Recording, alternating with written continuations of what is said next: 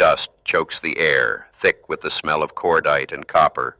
A high-velocity round has just shattered a soldier's femoral artery, and the clock is ticking. In the brutal mathematics of combat trauma, a severed artery leaves a medic with less than 3 minutes before the heart pumps the body dry. The dirt is rapidly turning dark, and the incoming fire is too heavy to drag the wounded man to cover. There is no time for delicate surgical clamps, no time to dig through a medical kit for hemostatic gauze, and no time to hold direct pressure. If the medic uses both hands to press down on the wound, they become a static target, unable to return fire or move. The tactical environment dictates the medical reality. The only option is a rapid, violent intervention to stop the bleeding instantly. The medic reaches for a simple strap, a rigid band with a twisting rod, and loops it high and tight around the shattered thigh.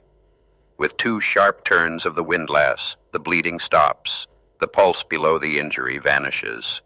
This is the modern tourniquet in action, the absolute cornerstone of immediate hemorrhage control.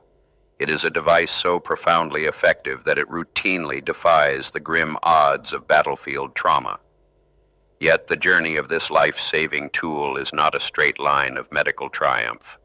It is a deeply frustrating cycle of medical dogma, a story of how a critical piece of equipment was utilized, discarded by rigid institutions, and ultimately rediscovered in the blood and mud of modern conflict. To understand this evolution, one must look back to a time before antibiotics, before helicopters, and before clean surgical suites. During the American Civil War, the sheer volume of artillery and musket fire produced a catastrophic number of shattered limbs. Civil War medicine was a desperate, overwhelming endeavor, fought in barns and open fields where surgeons worked until their arms were heavy with exhaustion. In this grueling environment, the tourniquet was an absolute necessity, a crude but vital mechanism used to halt massive bleeding before the inevitable amputation of a ruined limb. For the wounded soldier in 1862, the application of a brass and leather strap was an agony unto itself. The pressure crushed muscle and nerve, a terrifying prelude to the surgeon's saw, but it kept them alive long enough to reach the operating table.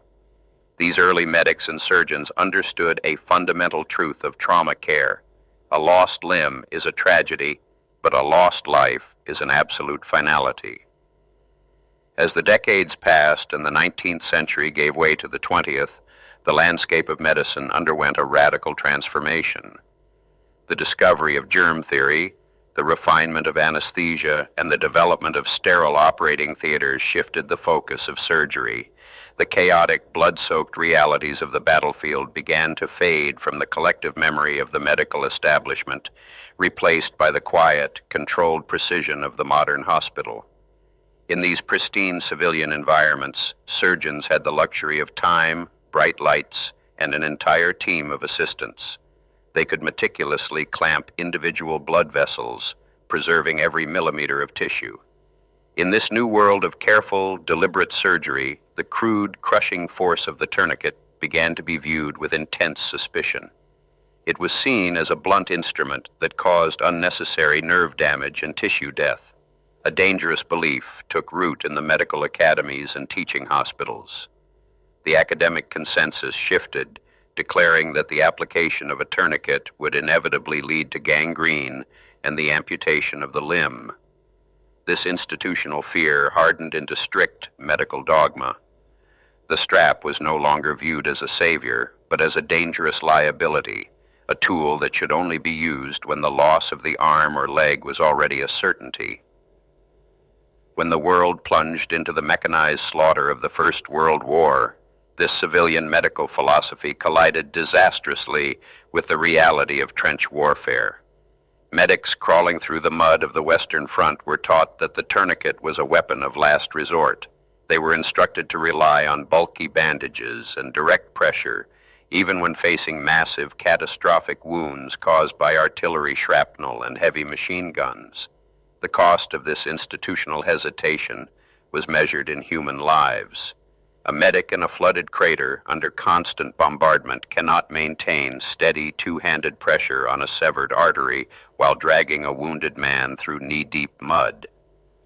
Because they were terrified of causing tissue damage, medics watched helplessly as young men bled out into the soil.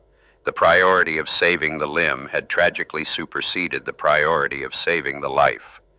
By the time the Second World War erupted, the stigma against the tourniquet was deeply entrenched in military medical manuals. The official doctrine explicitly warned against its use, reinforcing the idea that it was a dangerous, outdated relic. While some frontline medics, driven by desperation, ignored the rules and used whatever they could to stop the bleeding, the overarching culture of combat medicine remained hostile to the simple strap. This fatal misunderstanding reached its most tragic climax in the dense jungles and rice paddies of the Vietnam War.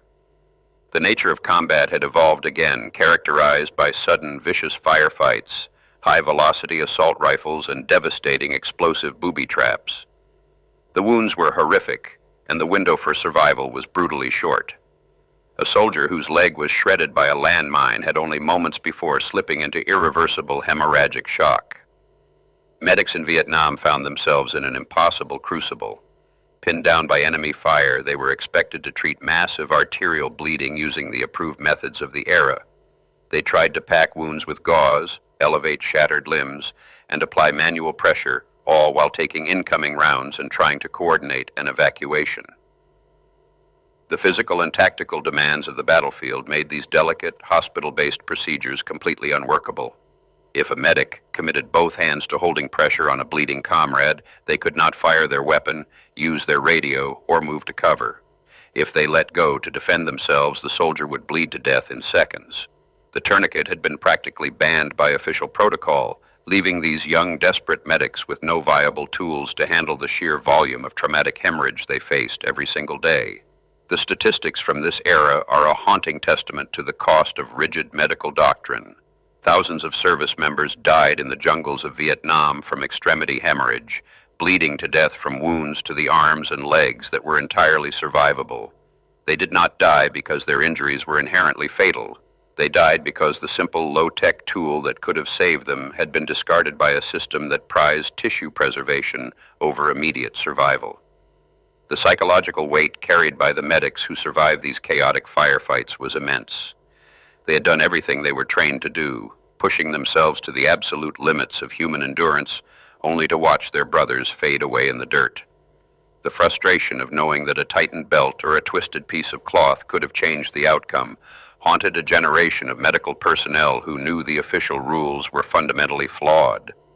It took decades for the medical establishment to confront this grim reality. The turning point did not come from a quiet laboratory or a civilian hospital, but from the gritty, unforgiving world of special operations.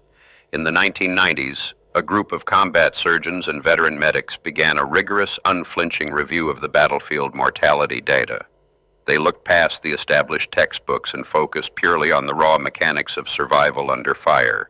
These innovators realized that the civilian trauma models taught in medical schools were completely incompatible with the chaos of combat.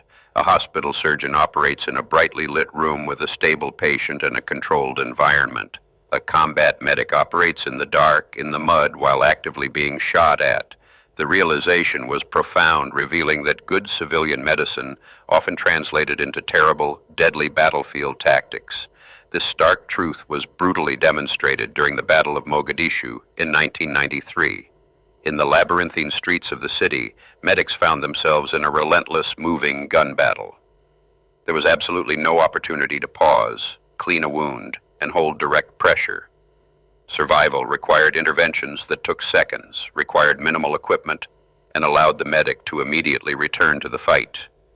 The environment demanded a radical paradigm shift in trauma care. From this crucible of hard-learned lessons emerged a revolutionary new doctrine known as Tactical Combat Casualty Care, universally referred to as TCCC. This was not just a minor update to a field manual, it was a complete rewriting of the rules of engagement for combat medicine. TCCC recognized that the single greatest preventable cause of death on the battlefield was massive bleeding from the extremities. The new doctrine established a cold, pragmatic hierarchy of survival. In the middle of a firefight, the absolute first priority is not airway management, and it is certainly not infection control. The first priority is to stop the bleeding instantly, and the most effective way to do that is to apply a tourniquet high and tight over the uniform. The old fears of gangrene and amputation were forcefully pushed aside by the urgent necessity of keeping the soldier alive. The tourniquet was officially rediscovered, elevated from a forbidden relic to the primary weapon in the medic's arsenal, but the crude leather straps of the past were no longer sufficient. Modern engineering was brought to bear on this ancient concept, resulting in devices that were incredibly strong, lightweight, and capable of being applied with a single hand. The design was entirely focused on speed, reliability, and brutal efficiency. These new devices were built for the terrified, wounded soldier fighting for their life. A soldier whose arm is shattered by shrapnel can reach to their chest rig, pull the strap free, loop it over their own bleeding limb, and twist the windlass until the bleeding stops, all in less than 20 seconds. This single-handed capability fundamentally changed the dynamic of battlefield survival, empowering the wounded to save themselves before a medic even arrived.